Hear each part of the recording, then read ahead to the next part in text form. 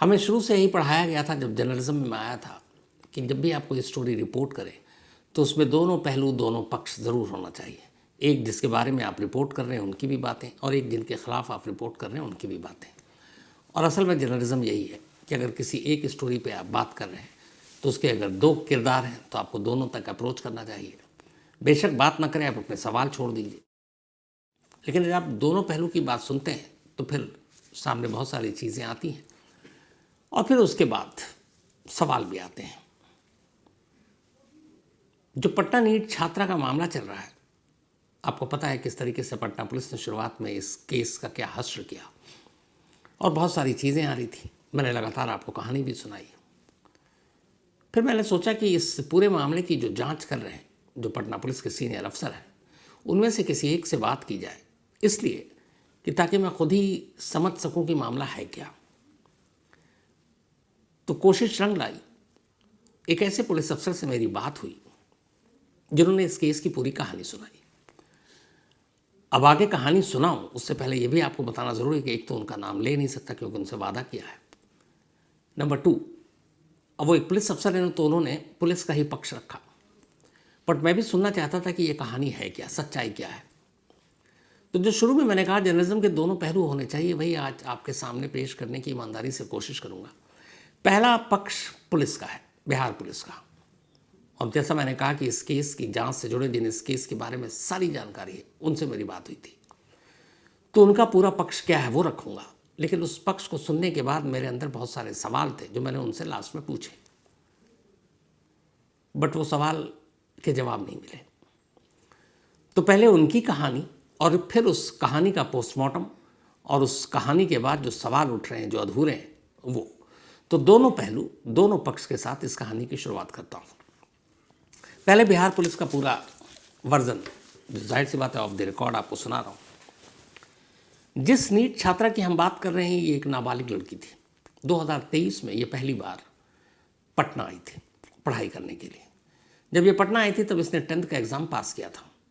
पटना आने के बाद अब इसने डॉक्टर बनने के लिए नीट की कोचिंग सेंटर में दाखिला लिया और फिर वहीं एक जो हॉस्टल है, girls hostel, Shambhu girls hostel, उसमें उसके पेरेंट्स ने देखा, पता किया और फिर वहाँ पर 10 से 12 हज़ार रुपये, जिसमें खाना पीना रहना सब कुछ शामिल है, तो वहाँ वो रहने लगी उस गर्ल्स हॉस्टल में।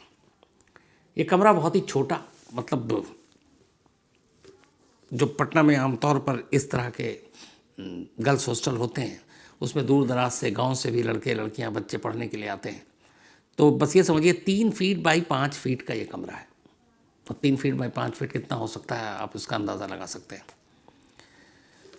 तो यहाँ पे ये रहना शुरू कर देती है। 10 से 12 हज़ार रुपये इसका खाने पीने के साथ था। और इस गर्ल्स हॉस्टल में ये था कि टिफ़िन सिस्टम था, मतलब हर स्टूडेंट्स को टिफ़िन उसके दरवाजे पर पहुँचा देते थे, वो अपने रूम में खाना खा सकते, ब्रेकफास्ट कर सकते। तो 2023 में आई, 10वीं पास करने के बाद उसके बाद इसने नीट के एग्ज़ाम की तैयारी शुरू की। फिर इसी दौरान में 2 साल हो गए, 23 से 25, शायद इसने 12वीं का एग्ज़ाम भी दिया। 12वीं का एग्ज़ाम पास किया कि नहीं ये भी पुलिस को पता नहीं। और ये मैं अभी की पूरी कहानी फर्स्ट पार्ट पुलिस के हवाले से सुना रहा हूँ ताकि उन्हें भी शिकायत ना हो कि हमारा पक्ष नहीं रखा गया। तो 12वीं पास की कि नहीं ये अभी तक के इन्वेस्टिगेशन में क्लियर नहीं है, लेकिन ये नीट की अपनी तैयारी करती रही। जब नीट की तैयारी करती रही तो नीट के बच्चे जो तैयारी करते हैं उनका एक टेस्ट सीरीज चलता है पूरा, हर वक्त वीकली। करीब 50 टेस्ट सीरीज हुए, 50 जो रिकॉर्ड है उसके हिसाब से ये है कि इस नीट की छात्रा ने उन 50 में से 48 टेस्ट में अपेयर नहीं हुई, एब्सेंट रही। 50 टेस्ट, उसमें से 48 में एब्सेंट। 2 के बारे में अभी पुलिस जांच करेगी, वो बैठी, पूरा एग्ज़ाम दिया नहीं दिया, टेस्ट दिया कि नहीं दिया, क्लियर नहीं अभी। ये सब चलता रहा। अब इस नीट छात्रा के जो पेरेंट्स हैं, पिता एक स्कूल में मुलाजिम है, एक भाई है और एक ये भाई भी बड़ा है लड़की से, लेकिन वो कुछ करता नहीं है। बकौल पुलिस वो लगभग यूं ही है। तो अब ये लड़की यहीं रहकर पढ़ाई कर रही है। दिसंबर का महीना आता है, हॉस्टल में छुट्टी होती नहीं, लेकिन ये था कि कोचिंग इंस्टीट्यूट बंद। तो ये बच्ची 26 दिसंबर को अपने गांव जाना चाहती है। ये लड़की जब भी आती थी पटना से, जो इसका घर है जहाँ, वो मुश्किल से 1 से 1.5 घंटे का रास्ता है, तो वो ट्रेन से आया करती थी। लेकिन 26 दिसंबर को जब ये लड़की पहली बार पटना से अपने घर गई तो इसके माँ, बाप और भाई ये तीनों एक स्कॉर्पियो का कार गाड़ी वो किराए पर लेते हैं और किराए पर लेने के बाद पटना पहुंचते हैं। पटना आने के बाद वो अपनी बेटी और अपनी बहन को उसी स्कॉर्पियो गाड़ी में बिठाते हैं। स्कॉर्पियो गाड़ी एक ड्राइवर चला रहा था जिससे इन्होंने किराए पर लिया था, और फिर ये 26 दिसंबर को वापस अपने गांव पहुंच जाते हैं। 26 दिसंबर से लेकर 5 जनवरी तक ये लड़की अपने घर रहती है। जिन पुलिस अफसर से बात की उनका ये कहना है कि जब 26 दिसंबर को स्कॉर्पियो से ये लोग गाँव पहुँचे, तो जब गाँव पहुँचे तो वहाँ इनके घर के पास एक मेडिकल स्टोर है। लड़की के पिता, उनको नींद की कुछ प्रॉब्लम है तो वो नींद की गोलियाँ खाते हैं। तो वहाँ से ये लोग उतरे। लड़की ने उसी मेडिकल स्टोर से जहाँ से इनके पिता नींद की गोलियाँ खरीद कर खाते हैं 370 रुपये पेटीएम किया और नींद की गोली के 6 पत्ते खरीदे। एक पत्ते में 10 गोलियाँ थी, तो 6 × 10 60 नींद की गोली थी। उसके बाद ये लोग घर गए और ये लड़की नहीं खरीदे, पेटीएम इसी ने ऑनलाइन किया था पेटीएम से। अब 26 दिसंबर से 5 जनवरी तक ये लड़की वहीं घर रहती है। 5 जनवरी को अब लड़की वापस जब आती है तो अकेले आती है, स्कॉर्पियो में नहीं आती बल्कि ट्रेन से आती है, जो अक्सर वो पिछले 2 सालों से आ रही थी। पटना जंक्शन उतरती है, इसके हाथ में एक थैला है, सीसीटीवी फुटेज है। वहाँ जब उतरती है तो इसी के हॉस्टल की एक लड़की अपने किसी जानने वाले को पटना जंक्शन छोड़ने के लिए आई थी, तो वो दोनों स्टेशन पर टकराते हैं। वापसी में ये दोनों लड़कियाँ एक साथ टेम्पो पकड़ते हैं, ऑटो, जो बिहार में इसको टेम्पो बोलते हैं, तो उसमें बैठ कर ये लोग हॉस्टल पहुँचते हैं। जब हॉस्टल पहुँचे तब दोपहर के 3:37 का वक्त हुआ था। 3:37 पर यह लड़की अपने कमरे में जाती है और उसके बाद 3:37 से लेकर जब ये हॉस्टल पहुंची तो इसने एंट्री करते हैं, जो भी बच्चे बाहर चले जाते हैं, जो छुट्टी से लौटते हैं या हॉस्टल में एंट्री करते हैं, तो इसने पहले आउट वाले कॉलम में साइन कर दिया था, फिर उसे काट कर इन वाले कॉलम में लिखा। उसके बाद ये अपने कमरे में चली गई। कमरे में जाने के बाद ये लड़की अब 5 जनवरी को 3:37 से लेकर रात तक 2 बार सिर्फ बाहर निकलती है और दोनों बार पानी लेने के लिए निकलती है। इसके बाद ये लड़की बाहर नहीं निकलती। इस दौरान में अब हॉस्टल के कुछ लोगों को पता था कि ये वापस घर से लौट आई है छुट्टी से, तो वो रात का खाना शायद इसके घर के कमरे के बाहर रख देते हैं, टिफ़िन, पर ये खाती नहीं है। सुबह हो गई। जब सुबह हुई तो फिर ब्रेकफास्ट जो है वो रखा गया, लेकिन लड़की ने दरवाज़ा नहीं खोला। जब ब्रेकफास्ट के बाद लंच का टाइम आ गया और लंच में भी दरवाज़ा नहीं खोला और टिफ़िन रखा हुआ है, तब हॉस्टल के जो स्टाफ हैं उन्हें थोड़ी फिक्र हुई। इसके बाद उन्होंने दरवाजे को नॉक किया, आवाज़ अंदर से आई नहीं। तभी उसी हॉस्टल की 10-12 लड़कियां आईं, उन्होंने भी नॉक किया, लड़की ने अंदर से कोई जवाब नहीं दिया। तब सब परेशान हो गए। इसके बाद गार्ड को बुलाया गया। गार्ड ने किसी तरह दरवाज़ा खोला। जब दरवाज़ा खोला तो लड़की अंदर बेहोश पड़ी थी। जब लड़की को बेहोश देखा तो फ़ौरन गार्ड, हॉस्टल के जो स्टाफ, ये लोग लेकर वहाँ से 200 मीटर की दूरी पर सहजानंद हॉस्पिटल है, वहाँ ले गए। सहजानंद हॉस्पिटल भी ना कहें उससे, बल्कि एक क्लिनिक है छोटा सा, जो बेसिक मरहम पट्टी के लिए एक तरह से दवा, बुखार की गोलियाँ देते हैं, तो वहाँ ले गए। वहाँ ले जाने के दौरान में अब हॉस्टल के पास लड़की के पेरेंट्स के नंबर थे। हर बच्चे के नंबर पेरेंट्स के होते हैं हॉस्टल के पास। तो उन्होंने लड़की के पिता को फ़ोन करना शुरू किया, लेकिन उन्होंने फ़ोन नहीं उठाया। इत्तेफाक से इसी हॉस्टल में कुछ वक्त पहले तक एक और लड़की रहती थी जो सेम इस लड़की के इलाके की थी। हॉस्टल वाले उस लड़की के पिता को फ़ोन करते हैं और बताते हैं कि ऐसे ऐसे ये लड़की बेहोश है, उनके पेरेंट्स फ़ोन नहीं उठा रहे हैं, आप उन्हें घर जाकर मैसेज दे दीजिए। तब उस एक्स जो हॉस्टलर थी, उसके फादर जाकर लड़की के माँ बाप को पहली बार इन्फॉर्म करते हैं कि ऐसे से आपकी बेटी बेहोश है और इस वक्त हॉस्पिटल में है। इधर तब तक सहजानंद हॉस्पिटल में लड़की है, उसका इलाज चल रहा है, लेकिन इंतज़ार कर रहे हैं आगे क्या होगा कि पेरेंट्स आएँ तब कुछ बताएं। फिर पेरेंट्स आते हैं और शाम के करीब 7:30 बजे थे उसी दिन 6 जनवरी की 7:30 बजे पेरेंट्स आए। उन्होंने देखा तो उसने बताया कि इसकी हालत ठीक नहीं है, बेहोश है और ड्रग्स का इलाज कर रहे थे उस वक्त। तो फिर जो पुलिस का पक्ष है वो ये है कि यहाँ से फिर पेरेंट्स ने कहा कि इसको दूसरे हॉस्पिटल ले जाते हैं और फिर प्रभात हॉस्पिटल ले गए, सेकंड हॉस्पिटल। प्रभात ले जाने के बाद प्रभात हॉस्पिटल में जब ये लड़की पहुँची, सहजानंद के जो मेडिकल रिपोर्ट थी वो दिखाई, तो ये हुआ कि उन्होंने भी इसका ड्रग्स का इलाज करना शुरू किया। फिर प्रभात हॉस्पिटल ने एक एमएलसी तैयार की, मेडिकल लीगल केस जो होता है, और उन्होंने डॉक्टर जो नाम था, जब वहाँ पे गए ये प्रभात हॉस्पिटल के, तो उन्होंने एक पुलिस को कहा कि हम बताएं। हालांकि जो पुलिस का वर्जन है वो ये है कि जब लड़की प्रभात हॉस्पिटल पहुंची तो उनके पेरेंट्स वहाँ पे आ चुके थे। उन्होंने कहा कि ये फैमिली मैटर है, आप पुलिस को इन्फॉर्म मत कीजिए। तो हॉस्पिटल ने कहा कि नहीं, ये एक एमएलसी का केस है, मेडिकल लीगल का केस है, तो हमें तो बताना पड़ेगा। तो उन्होंने फिर ये जो लड़की का केस था इसको कदम कुआं थाने को इन्फॉर्म कर दिया, क्योंकि ये हॉस्पिटल जो पड़ता था प्रभात, ये कदम कुआं थाने के जुरिडिक्शन में आता था। कदम कुआं थाने में जब इन्फॉर्म किया गया तो वहाँ से एक एसआई आया, दरोगा, और आया और उसके बाद उसने पूछा, ये बात है 6 तारीख की। तो ये हुआ कि अभी तो लड़की बेहोश है। पेरेंट्स ने स्टेटमेंट देने से मना कर दिया। दरोगा ने अपना नंबर दिया और कहा कि जब होश में आ जाए आप लोगों को स्टेटमेंट देना, मुझे बुला लीजिएगा, मैं आ जाऊँगा। इसके बाद 7 तारीख को दरोगा साहब गए ही नहीं। फिर 8 तारीख हो गई। 8 तारीख को जब ये पहुँचे तो पेरेंट्स ने पहली बार बयान दिया, लड़की के पिता ने। हालांकि फिर पिता ने कहा, जो डॉक्टर है वहाँ, डॉक्टर सतीश, उनके पास चैट है कि इनके एक कंपाउंडर के ज़रिए कहलवाया गया कि हम पुलिस में नहीं जाना चाहते हैं, ये फैमिली का मैटर है। लेकिन फिर भी एमएलसी तैयार था। तो 8 तारीख को कदम कुआं थाने के दरोगा ने पिता का लड़की के स्टेटमेंट ले लिया। अब स्टेटमेंट लेने के बाद 9 तारीख आ गई। 9 तारीख को अब प्रभात हॉस्पिटल में पहली बार जब बाकी लोग आए, उसके बाद चित्रगुप्त नगर थाने को इन्फॉर्म किया गया और चित्रगुप्त नगर थाने ने 9 जनवरी को एफआईआर दर्ज की। अब चित्रगुप्त नगर थाने इसलिए इसमें इन्वॉल्व है क्योंकि जिस हॉस्टल में लड़की बेहोश मिली थी वो जुरिडिक्शन, वो इलाका चित्रगुप्त नगर थाने के तहत आता है। ये मामला कदम कुआं थाने का तो था ही नहीं। कदम कुआं थाना इसलिए इन्वॉल्व हुआ क्योंकि वहाँ पर प्रभात हॉस्पिटल का मामला था और वो उसके इलाके में आता था। तो अब एफआईआर दर्ज हो जाती है। इसके बाद अब ये लड़की 6, 7, 8, 9, 10 यानी 5 दिन तक प्रभात हॉस्पिटल में रहती है। 5 दिन तक रहने के बाद 11 को इसकी हालत ख़राब होती है, तो फिर इसे मेदांता भेज दिया जाता है और मेदांता में ही ये लड़की दम तोड़ देती है। अब इसके बाद फिर सारी कार्रवाई, सारी कहानियाँ तो आपको पता है जो पहले सुनाई। अब जिन पुलिस अफसर से मैंने बात की, यहाँ तक की कहानी तो आपने बड़ी सीधे सपाट सुना दी। और अगर इतनी ही सब कुछ सच है तो फिर एक तो मामला क्या है, लड़की के साथ हुआ क्या, और दूसरा फिर 2 पुलिस अफसरों को सस्पेंड क्यों किया अगर कोई गलती नहीं थी। एक कदम कुआं थाने के दरोगा को और एक चित्रगुप्त नगर थाने की इंस्पेक्टर या एसएचओ रोशनी कुमारी को।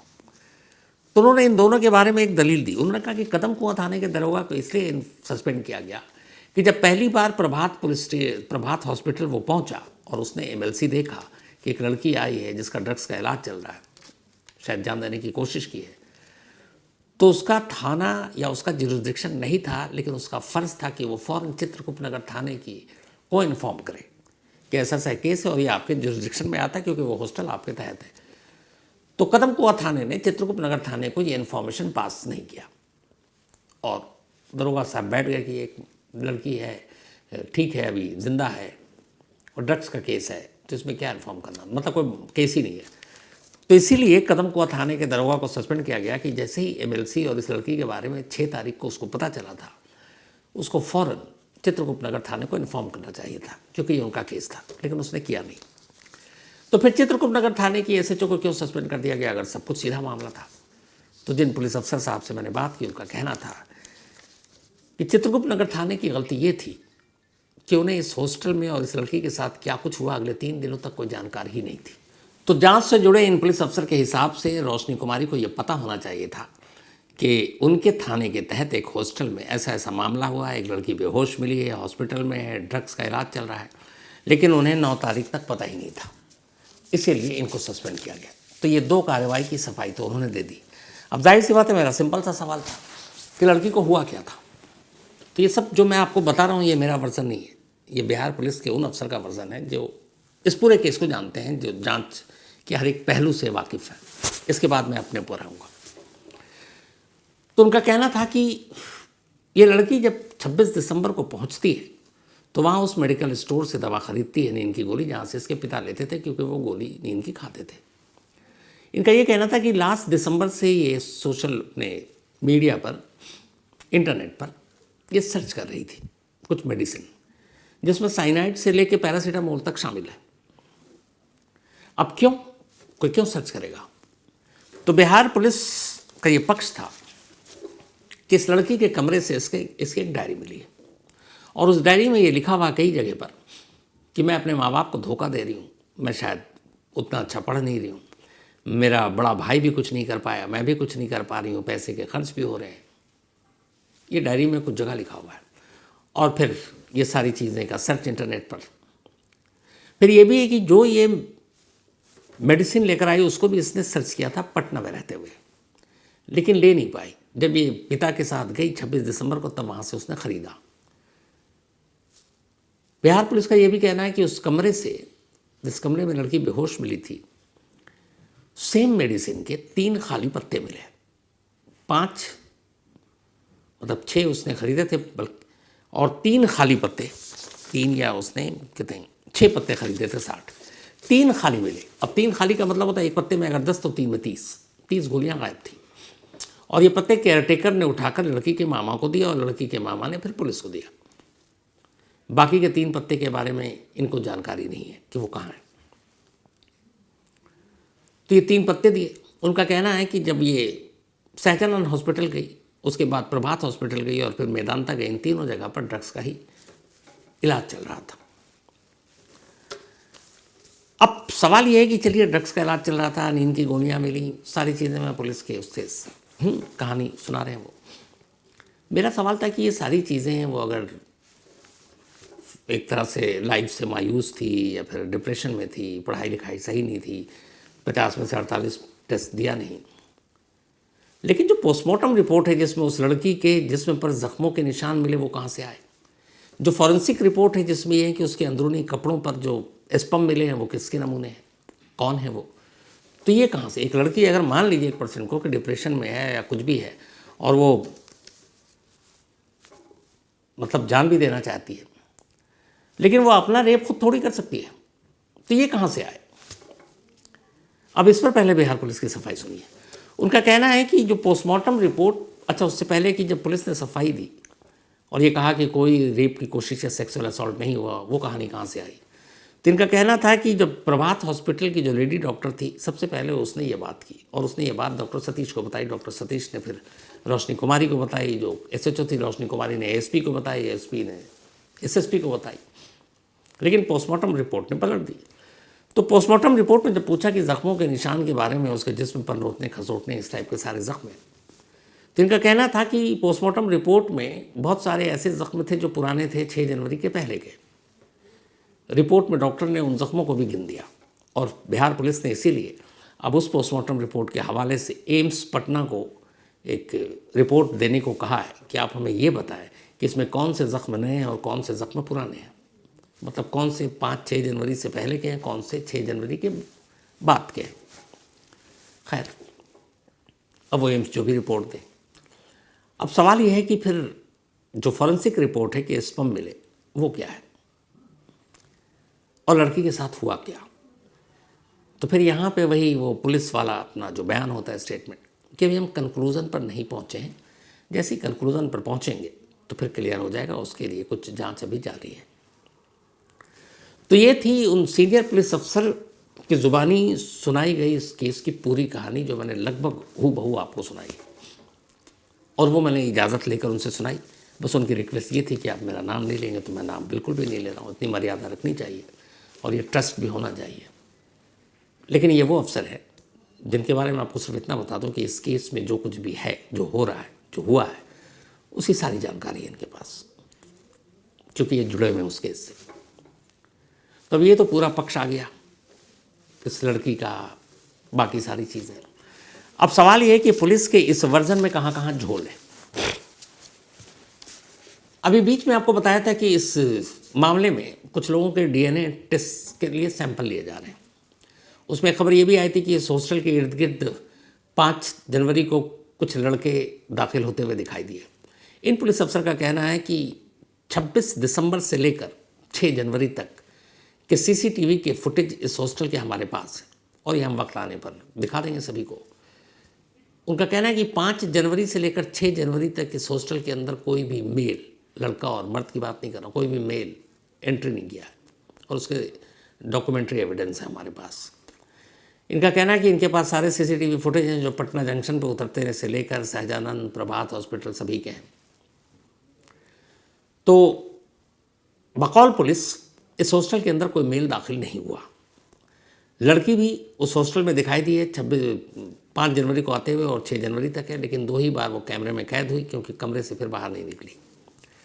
अब यहाँ सवाल ये है कि सीसीटीवी फुटेज पुलिस के पास है, लेकिन यही पुलिस रिकॉर्ड पर यह भी कह रही है कि लड़की ये 5 तारीख को आई, 6 तारीख को बेहोश मिली, 9 तारीख को FIR दर्ज हुई यानी 3 दिन बाद, और 10 तारीख को एक पुलिस का ये स्टाफ SHO का प्राइवेट ड्राइवर जो कहिए, उनका कहना था वो प्राइवेट ड्राइवर नहीं है बल्कि कॉन्ट्रैक्ट पर है बिहार पुलिस के, तो वो आकर उस हॉस्टल में इंस्पेक्टर साहिबा नहीं जाती हैं, कोई और पुलिस वाला नहीं जाता, वो जाकर DVR उठाकर ले जाता है। अब यहाँ सवाल ये है कि ये जो 2 रिपोर्ट हमारे सामने है, एक पोस्टमार्टम रिपोर्ट और एक फॉरेंसिक रिपोर्ट, इन दोनों रिपोर्ट में ये तो है कि लड़की के साथ सेक्सुअल असॉल्ट की कोशिश हुई, या तो रेप हुआ या रेप की कोशिश की गई, स्पर्म मिले, और फॉरेंसिक रिपोर्ट से ये भी पता चला है कि ये स्पर्म जो है ये शायद 18 से 21 या 22 साल के किसी लड़के के। तो ये लड़का कौन है? और अगर सीसीटीवी कैमरे में 5 से लेकर 6 जनवरी तक कोई भी मेल हॉस्टल के अंदर दाखिल दिखाई नहीं दे रहा है, तो फिर इस लड़की के अंदरूनी कपड़ों पर स्पर्म कहाँ से आए? जब सीसीटीवी कैमरे का आपने DVR ही 10 तारीख को उठाया हॉस्टल जाकर, 5 को ये लड़की लौटती है, तो अगले 5 दिनों तक, मुझे पता नहीं DVR के बारे में ज़्यादा, हालांकि कहते हैं कि उसके साथ मतलब DVR छोड़ी सीसीटीवी फुटेज कैमरे, हो सकता है कि उसमें कुछ छेड़छाड़ हो, अब वो तो फॉरेंसिक एविडेंस से ही पता चलेगा, लेकिन अगर इसमें बड़े लोग या कुछ इस तरह की हरकतें शामिल हैं तो फिर कोई ऐसे सबूत क्यों छोड़ेगा? बहुत मुमकिन है उसके साथ छेड़छाड़ की गई हो, कुछ ऐसे कैमरे या फुटेज ये भी हो सकता है जो पहले हों उसको गायब कर दिया गया हो, जो कोई और एंगल पकड़ा उसको गायब कर दिया गया हो। तो जब 5 दिन तक आप सीसीटीवी कैमरा क्राइम सीन को आप देख ही नहीं रहे, तो फिर कैसे यकीन किया जाए? और जो कमरा क्राइम सीन है जिसमें वो लड़की रह रही है, उसके कहते हैं कि पूरा रूम साफ कर दिया गया, तो फिर उस पर कैसे माना जाए कि उस क्राइम सीन से क्या एविडेंस मिलेगा? तो पुलिस की अपनी कहानी एक तरफ, लेकिन पोस्टमार्टम रिपोर्ट और फॉरेंसिक रिपोर्ट के इन सवालों से पटना पुलिस बच नहीं सकती है कि अगर आपके हिसाब से सब कुछ सही है, लड़की परेशान थी, लड़की इंटरनेट पर सर्च कर रही थी तमाम तरह की दवाएं, तो फिर सेक्सुअल असॉल्ट, रेप या रेप की कोशिश उसके साथ कैसे होगी? स्पर्म के जो स्पॉट है वो कहाँ से मिल गए? मतलब कोई तो है, किसी ने तो कुछ किया है। और फिर खुद पुलिस का कहना है कि 26 दिसंबर से लेकर 5 जनवरी तक ये लड़की अपने घर में ही थी, इधर उधर और कहीं नहीं गई है। और पुलिस इस दौरान की उसके सारे कॉल डिटेल, जो स्कॉर्पियो लेने आई उसके ड्राइवर से लेकर सब कुछ पूछताछ, यहाँ की लोकेशन, सारी चीज़ें हैं, डायरी वायरी सब कुछ है, सब पता कर रही है। तो जब लड़की 26 से लेकर 5 जनवरी तक बिल्कुल घर में है और 5 जनवरी को लौटती है और अचानक अगले दिन 6 जनवरी को वो कमरे में बेहोश मिलती है और उसके बाद रेप या रेप की कोशिश पोस्टमार्टम रिपोर्ट बताता है और फिर फॉरेंसिक रिपोर्ट स्पर्म के स्पॉट बता रहा है, तो ये आखिरी के मैं कहूँ अगर 3:35 पे पहुँची है और अगले दिन दोपहर लंच के वक्त वो शायद जब नहीं मिली तब लड़कियाँ वहाँ गई थी उसे ढूंढने के लिए, तो इस दौरान में लगभग यानी कि 20 घंटे की कहानी क्या है, और यही 20 घंटे की कहानी पटना पुलिस अब तक सामने नहीं ला पाई है, और इन्हीं 20 घंटे की कहानियों में सारी सच्चाई छुपी है। तो जब तक ये क्लियर नहीं करेगी बिहार पुलिस कि ये स्पर्म का राज क्या है, ये रेप या रेप की कोशिश का क्या है, तो तब तक तो शक और उंगलियां दोनों उठती रहेंगी। कुछ तो है गड़बड़ जिसे छुपाने की कोशिश की जा रही है। और अगर बिहार पुलिस, पटना पुलिस का ये दावा है कि उनके पास सारे सीसीटीवी कैमरे, फुटेज, वीडियो रिकॉर्डिंग एक पुख्ता सबूत है, तो फिर पुख्ता सबूत को उनको सामने रखना चाहिए। लेकिन वही है कि जो मेन सवाल है उसके जवाब नहीं है। तो मेरी यही कोशिश थी कि आज दोनों पहलू आपके सामने रखें, एक पटना पुलिस क्या कह रही है और एक मेरे अपने सवाल जो उनकी कहानी सुनने के बाद मन में आया। मैंने ये सवाल उनसे पूछा, तो लास्ट में यही मेरा आखिरी सवाल ये था कि फिर इस लड़की के साथ क्या हुआ, मोटिव क्या था। तो फिर यही था कि अभी जांच जारी है, तब तक हम कुछ नहीं कह सकते। तो उम्मीद है दोनों पहलू आपके सामने जो रखा आपको शायद समझ में आया हो। तो इसके साथ ही इस कहानी में इतना ही, लेकिन कहानी ख़त्म करो उससे पहले वही अपना सिलसिला। आज शिवांगी मिश्रा, इनका बर्थडे है, तो हैप्पी बर्थडे शिवांगी। और ये देवांशु पांडे जी की सिस्टर है।